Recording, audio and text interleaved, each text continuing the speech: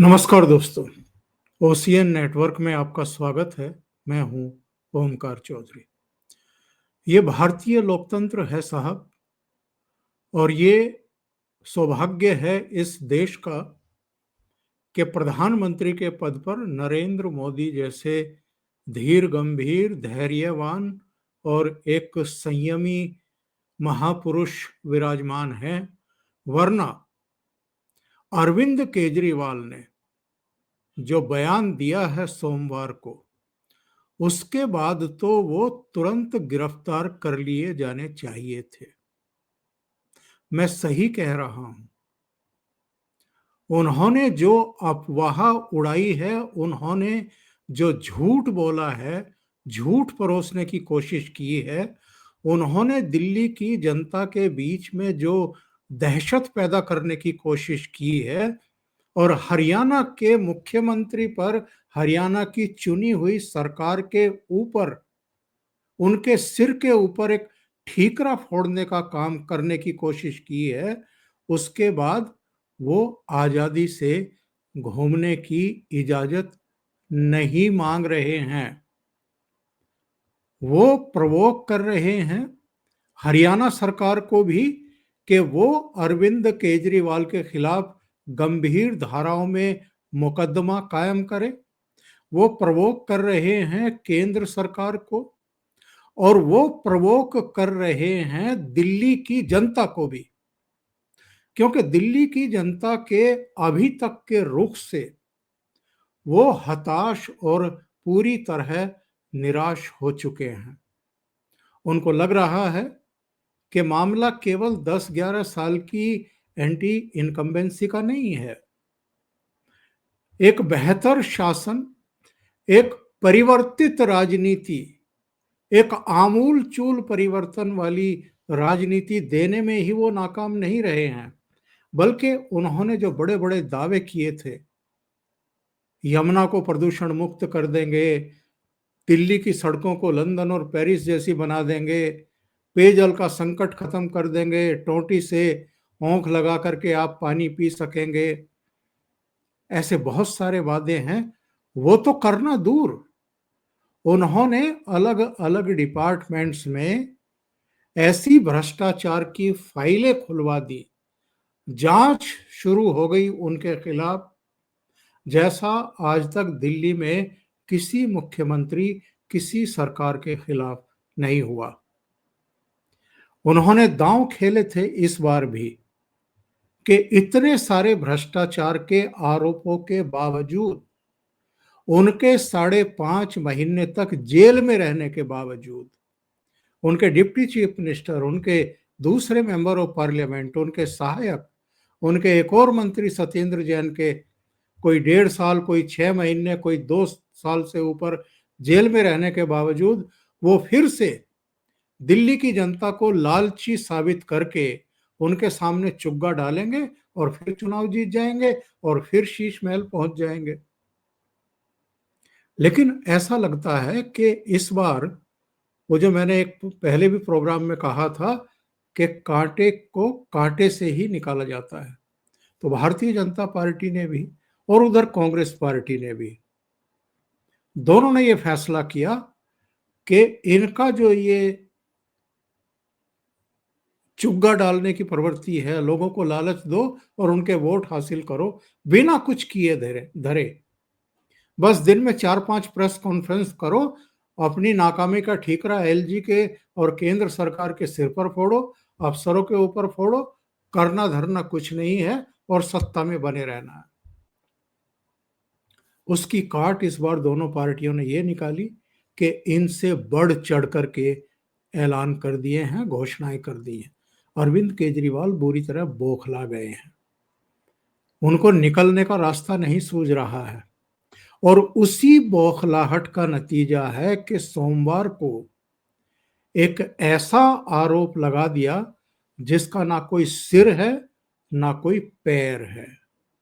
आरोप क्या लगाया है, और इतना हास्यास्पद है, इतना अकल्पनीय है, इतना असत्य है कि कोई भी कहेगा कि इससे डर्टी बयान कोई हो नहीं सकता है और ये सीधे सीधे शो करता है कि ये अपनी हार मान चुके हैं। अब इनके साथ सामने कोई दूसरा चारा नहीं है कि ऐसे नहीं तो ऐसे दिल्ली की जनता को भड़काओ। इन्होंने कहा कि साहब, हरियाणा की भारतीय जनता पार्टी सरकार दिल्ली के लोगों को मारना चाहती है और वो यमुना के जरिए जहर भेज रही थी दिल्ली। यानी जो सप्लाई दिल्ली आती है पानी की, उसमें जहर घोल रही थी और दिल्ली की जनता को मारने का बड़ा षड्यंत्र रचा जा रहा है। क्योंकि दिल्ली की जनता भारतीय जनता पार्टी को इस बार भी नहीं चुन रही है और इसलिए अब भारतीय जनता पार्टी दिल्ली के लोगों से बदला लेना चाहती है।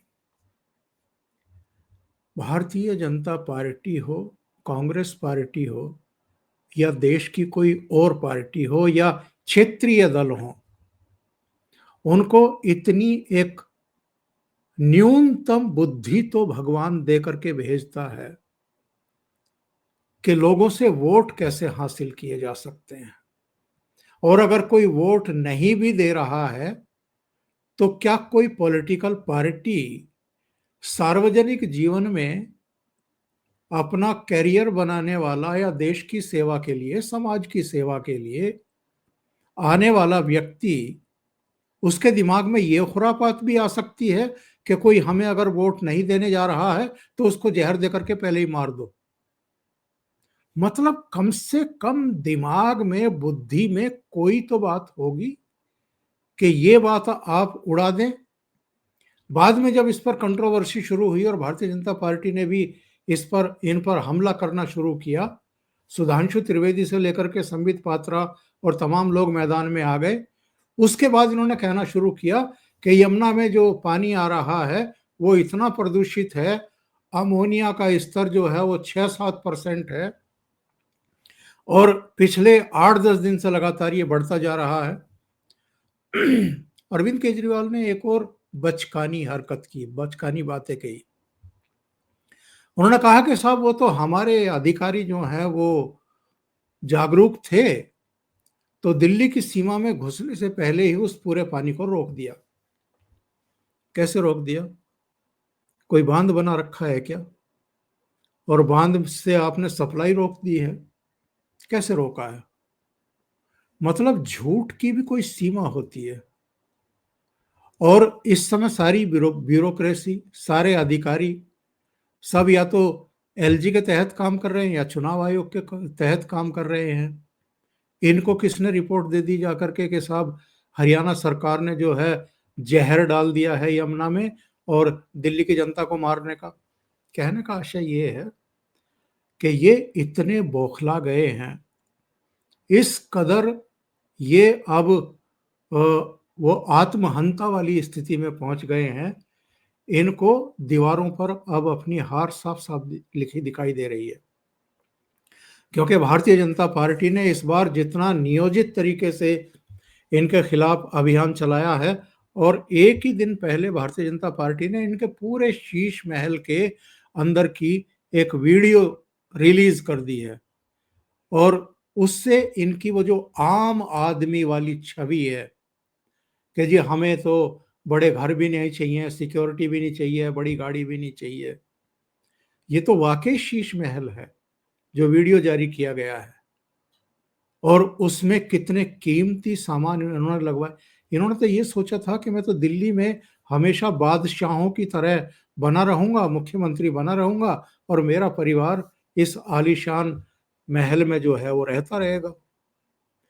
इससे अरविंद केजरीवाल की छवि को बहुत बड़ा नुकसान पहुंचा है। और जो कुछ इन्होंने सोमवार को हरकत की है, ये आरोप लगा करके, उसके बाद तो ये दिल्ली की जनता की नज़रों से भी गिरेंगे। पॉलिटिक्स में भी लोगों को समझ में आएगा कि किसी के सामने अगर हार दीवार पर लिखी हुई हो तो वो कितना नीचे गिर करके एलिगेशन लगा सकता है। मेरा तो ये कहना है कि चुनाव आयोग को इसमें तुरंत संज्ञान लेना चाहिए और इस तरह के बेसलेस, झूठे और लोगों में दहशत पैदा करने वाले और दूसरी सरकार पर बेहयापूर्ण, बेशर्मी के आरोप लगाने वाले, बेसलेस आरोप लगाने वाले व्यक्ति के खिलाफ एक राजनीतिक कार्रवाई भी होनी चाहिए, एक फैसला लिया जाना चाहिए। दूसरी घटना हुई है कांग्रेस पार्टी की तरफ से। मल्लिकार्जुन खड़गे इंदौर के पास मऊ में थे और वहां पर उन्होंने गंगा में डुबकी लगाने को लेकर के, महाकुंभ को लेकर के एक तरीके से हिंदुत्व पर ही, सनातन पर ही एक और अटैक कर दिया है। और ये अटैक क्या है? मल्लिकार्जुन खड़गे कहते हैं, पूछते हैं कि क्या गंगा में डुबकी लगाने से गरीबी दूर हो जाएगी? इनके बेटे जो कर्नाटक में मंत्री हैं, वो सनातनियों के खिलाफ आरोप लगा चुके हैं। ये लोकसभा चुनाव के दौरान सनातन को खत्म करने की धमकी दे चुके हैं। सत्ता में आने के बाद इनके सहयोगी इंडिया अलायंस के कई घटक दल, जिनमें डीएमके भी शामिल है, डीएमके के तमिलनाडु के मुख्यमंत्री के बेटे, वो तो पता नहीं क्या क्या बता चुके हैं सनातनियों को, कोड और कैंसर और पता नहीं क्या क्या बता चुके हैं। इन्होंने एक बार फिर ये साबित किया है कि ये हिंदू विरोधी हैं। सनातनियों की भावनाएं क्या हैं और इस देश की जन भावनाएं एक्चुअल में क्या है, इससे इनका कोई सरोकार नहीं है। वैसे तो राज्य दर राज्य इतने चुनाव कांग्रेस हार चुकी है और इतनी बौखलाहट है, इतनी खीज पैदा हो चुकी है इनके भीतर कि ये अब बस गाली गलौज करने पर ही आमादा हैं। इनको लगता है कि भारतीय जनता पार्टी को ही इस देश की और अलग अलग राज्यों की जनता क्यों जिताती आ रही है और हमें क्यों नहीं चुन रही है। इनको क्या पता नहीं है कि अब तक प्रयागराज यानी महाकुंभ नगरी में करीब 14 करोड़ लोग डुबकी लगा चुके हैं आस्था की।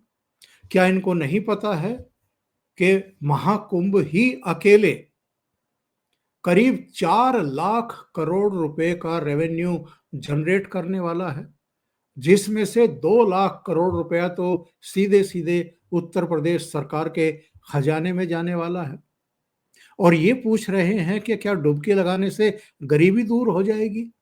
ये 2 लाख करोड़ रुपया जो उत्तर प्रदेश सरकार के कोष में जाने वाला है, इससे कितनी योजनाएं, परियोजनाएं शुरू होंगी और कितने लोगों को रोजगार मिलेगा और कितने लोगों की गरीबी दूर होगी, क्या मल्लिकार्जुन खड़गे को पता नहीं है?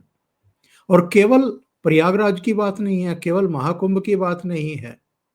अयोध्या में आज भी, आज की तारीख में भी 2 से 2.5 लाख लोग हर रोज पहुंच रहे हैं और भगवान राम की प्रतिमा के दर्शन कर रहे हैं। 2 लाख, 2.5 लाख लोग अगर किसी शहर में जा रहे हैं, कोई फ्लाइट से जा रहा होगा, कोई ट्रेन से जा रहा होगा, कोई बस से जा रहा होगा, कोई यातायात के दूसरे साधनों से जा रहा, अपनी कार से जा रहा होगा, ये सब पैसा कहाँ जाता है, किसकी जेब में जाता है? इससे क्या लोगों को रोजगार नहीं मिलता है? लोगों के घर नहीं चलते हैं?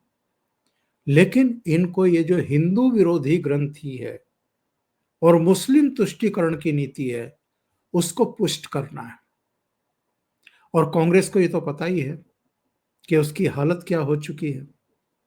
जम्मू कश्मीर में अभी चुनाव हुए थे, 90 में से 6 सीट मिली कुल, और वो भी मुस्लिम जीत करके आए हैं।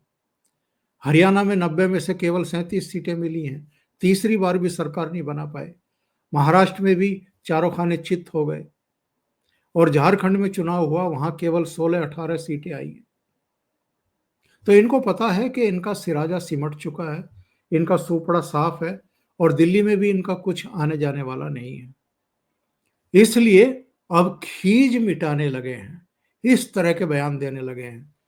मल्लिकार्जुन खड़गे को, राहुल गांधी को और सोनिया गांधी को यह पता होना चाहिए कि इससे कांग्रेस और अतल गहराइयों में डूबने जा रही है। अभी के लिए इतना ही। बहुत बहुत धन्यवाद। अगर आपको ये चैनल और इसके कंटेंट पसंद आ रहे हैं तो लाइक करें, कमेंट करें, वीडियो को शेयर भी करें। अभी तक अगर आपने ये चैनल सब्सक्राइब नहीं किया है तो सब्सक्राइब कर लें, साथ में लगे बेल आइकॉन को दबा दें ताकि आगे आने वाले वीडियो और उनके नोटिफिकेशन आप तक पहुंचते रहें। बहुत बहुत धन्यवाद। नमस्कार।